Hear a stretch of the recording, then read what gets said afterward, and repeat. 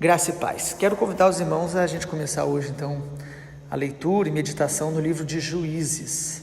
Vamos ler capítulo 1 de Juízes.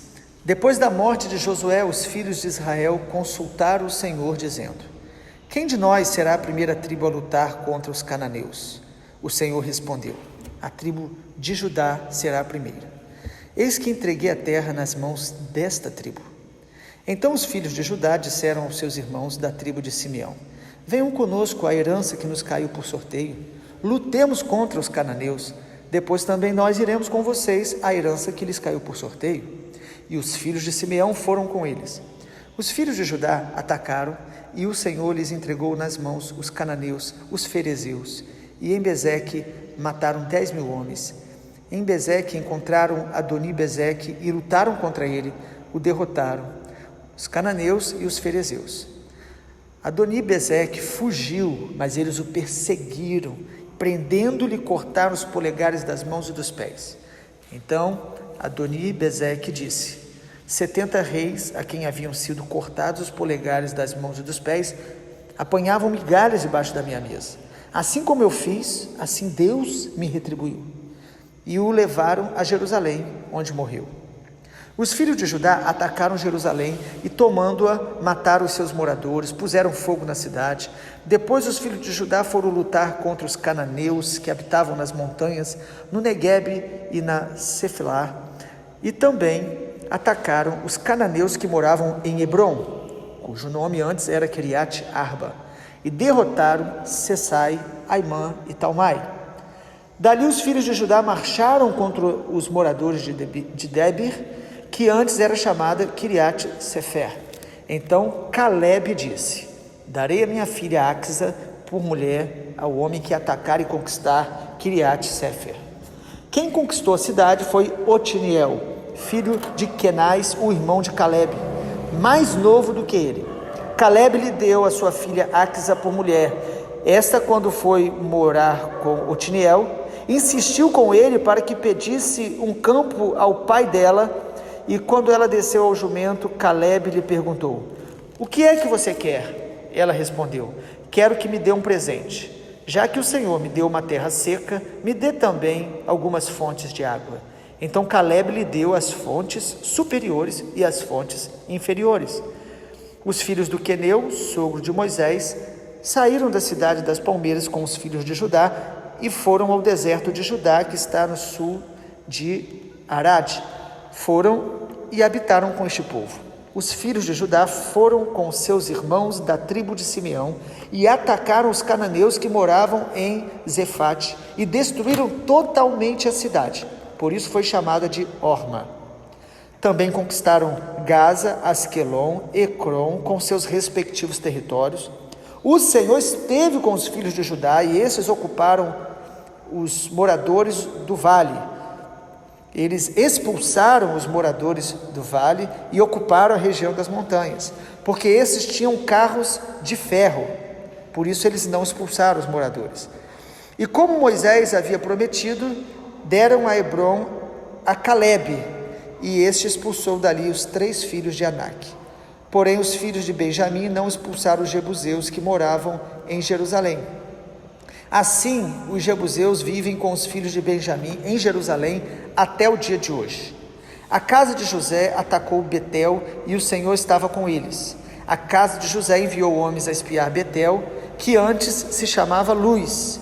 Os espias viram um homem que saía da cidade e disseram: mostra-nos a entrada da cidade, teremos misericórdia de você. O homem mostrou a entrada da cidade e eles mataram os moradores ao fio da espada. Mas deixaram ir aquele homem e toda a sua família. Então ele foi para a terra dos heteus, edificou uma cidade e lhe deu o nome de Luz. E este é o seu nome até o dia de hoje. Até o versículo 26, para a nossa introdução hoje. Juízes é um livro de transição entre o tempo de Josué, que liderou a conquista de Canaã, o início da conquista da terra de Canaã, que Deus prometeu, e o tempo dos reis, o tempo da monarquia. Então Juízes foi um tempo onde a nação de Israel não tinha uma liderança centralizada, não tinha um rei, não tinha um líder único. Então Deus, ele pela misericórdia, levantou líderes em territórios variados, e isso trouxe muito enfraquecimento para o povo de Israel, a falta de uma liderança única. E isso para nós é muito importante parar para pensar nisso, como é importante, né, uma liderança, como é importante a unidade para o crescimento de uma igreja, de uma família, de uma nação, de uma cidade.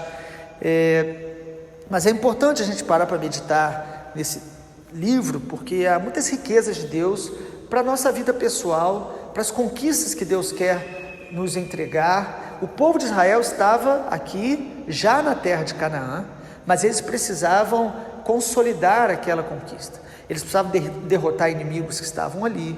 Eles precisavam depender de Deus nesse processo de conquista. Irmãos, a nossa salvação, ela nos garante a eternidade, a vida eterna com o Senhor. Mas ela, quando você é salvo, você não é já automaticamente possuidor de toda a herança que Deus quer que você conquiste espiritualmente falando. Ou seja, a salvação não traz maturidade automática, não traz os dons, o desenvolvimento dos seus dons e ministérios de maneira automática.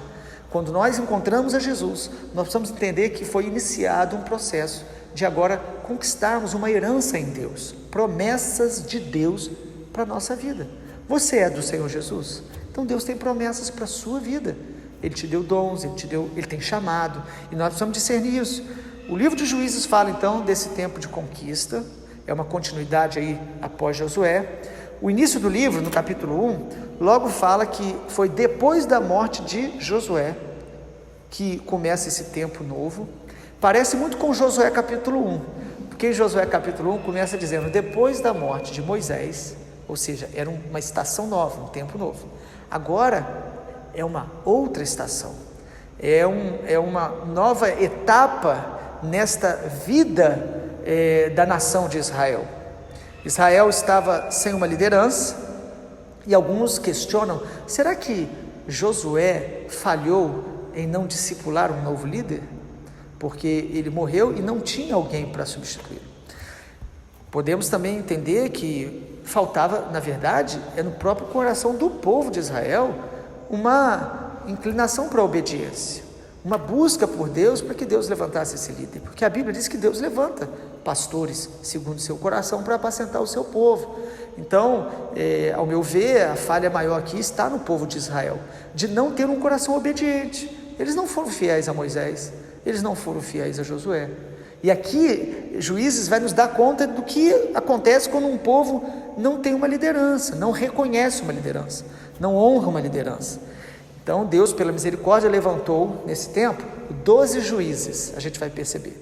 Alguns livros até consideram mais 2 possibilidades, talvez até Samuel como um juiz, mas nós vamos trabalhar com essa visão que Deus foi levantando esses 12 juízes. Alguns foram levantados ao mesmo tempo, em lugares diferentes dentro do território, e Deus levantou por misericórdia, pela graça.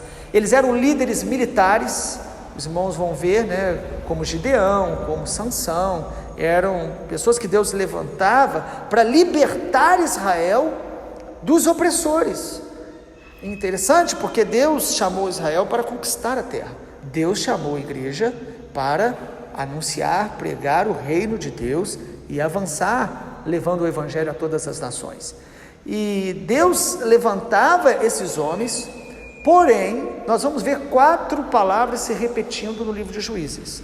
A primeira palavra é apostasia, o povo se apostatava. A segunda palavra é opressão, quando a gente se afasta, se esfria do caminho do Senhor, há um nível de opressão, eles ficavam oprimidos pelos inimigos. A terceira palavra é clamor e arrependimento. Geralmente, a gente só clama mais e se arrepende quando a gente percebe que nós estamos debaixo de opressão. E a quarta palavra que se repete é livramento do Senhor. O Senhor ouvia o clamor deles. Então, essas 4 palavras se repetem em todo o livro: apostasia, opressão, clamor e arrependimento, né? E o livramento do Senhor. Como nós já falamos, então, havia ali uma liderança descentralizada. Toda liderança, quando fica descentralizada, cria anarquia. é muito perigoso em qualquer lugar. E traz esse ciclo dessas 4 palavras de derrotas, de cativeiro, na verdade, que Israel vivenciou.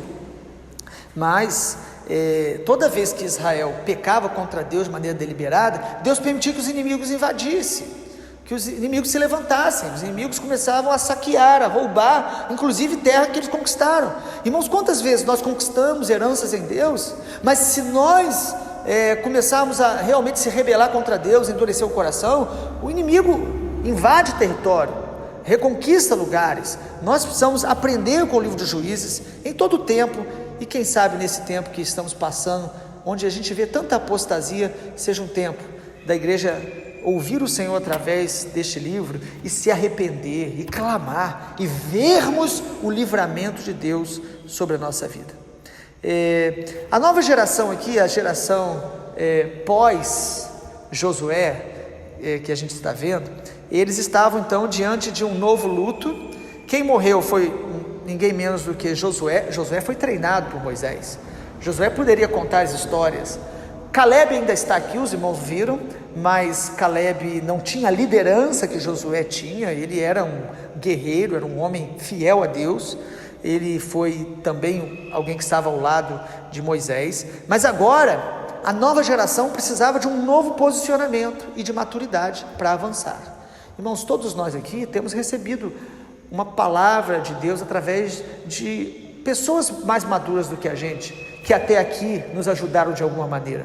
Se você realmente nasceu de novo, Deus usou pessoas que já estavam na presença de Deus para te ensinar, te discipular. Mas nós somos desafiados hoje a sermos uma geração que se posiciona, que amadurece para as conquistas que Deus quer nos levar a gente a alcançar. Então a geração aqui pós Josué estava diante de um novo desafio. Agora eles precisavam, numa nova estação espiritual, começar a conquistar a herança que Deus deu a eles. Deus deu a herança a Israel, Deus prometeu, mas agora era o tempo dessa nova geração se posicionar, avançar, ter maturidade. Josué não estava mais ali, mas o Senhor estava, e eles precisavam buscar o Senhor, e graças a Deus que em muitos momentos eles buscaram, e Deus sempre veio ao encontro deles. Irmãos, Deus, Ele é muito fácil de lidar quando nós temos um coração quebrantado, quando a gente se humilha. Nós precisamos pedir a Deus um coração quebrantado, humilde. E aí, olhando para esse texto, nós queremos destacar nesse início, como que esta nova geração começou o tempo de conquista. Irmãos, eles começaram muito bem. Isso é muito importante para nós.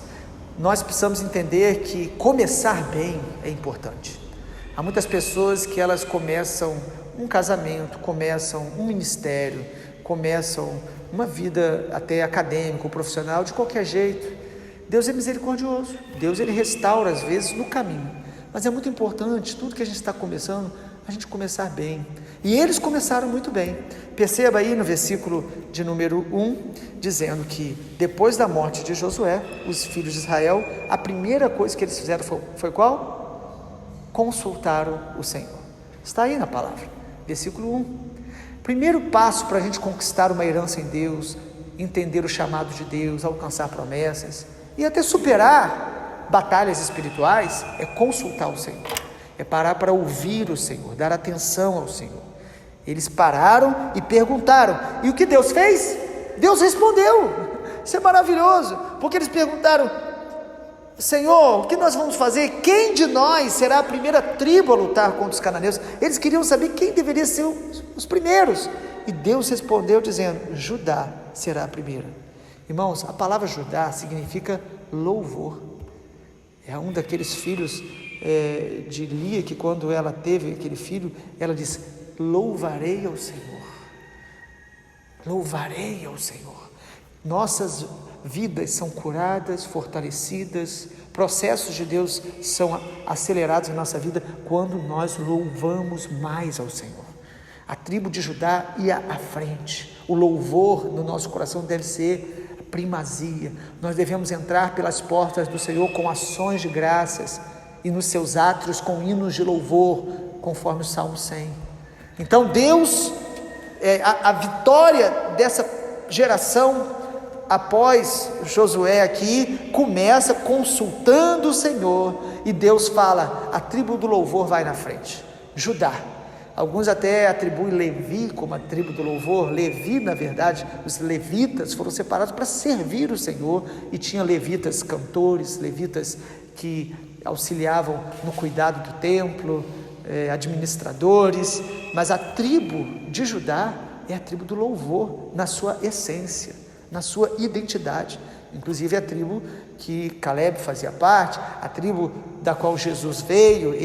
O Senhor Jesus, ele é chamado do leão da tribo de Judá, mostrando essa raiz da palavra do Senhor.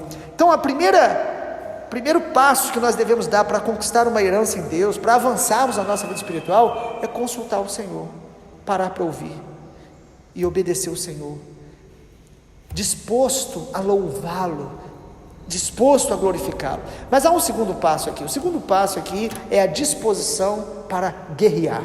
Irmãos, é muito interessante o que diz no versículo de número 3. Os filhos de Judá disseram aos seus irmãos: venha conosco a herança que nos caiu por sorteio, lutemos contra os cananeus. Cananeus eram os habitantes da terra de Canaã. Deus deu a promessa, a terra já era de Israel pela promessa de Deus, mas precisava ser conquistada, e nenhuma herança em Deus é conquistada sem que o nosso coração cresça em louvor e em batalha espiritual.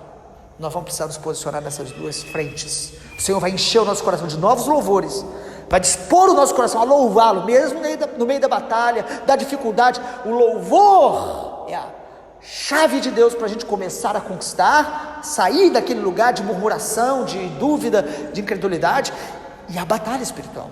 Eles se dispuseram a batalhar. Irmãos, nós não vamos vencer as batalhas contra a carne, contra o mundo, contra o diabo, sem guerrear. Então eles se dispuseram a guerrear, e não só isso, há um terceiro princípio aqui: eles se dispuseram a guerrear em unidade, com relacionamento. Judá não vai sozinho. A tribo de Judá chama a tribo de Simeão: lute comigo, depois eu luto com você. Irmãos, a chave para a gente avançar e conquistar a herança de Deus, o ministério, crescermos em todas as áreas, relacionamentos. Deus coloca pessoas perto da gente para orar junto, para jejuar junto, para fazer propósito, para nos ensinar, para nos corrigir, para que a gente possa também edificar, ajudar.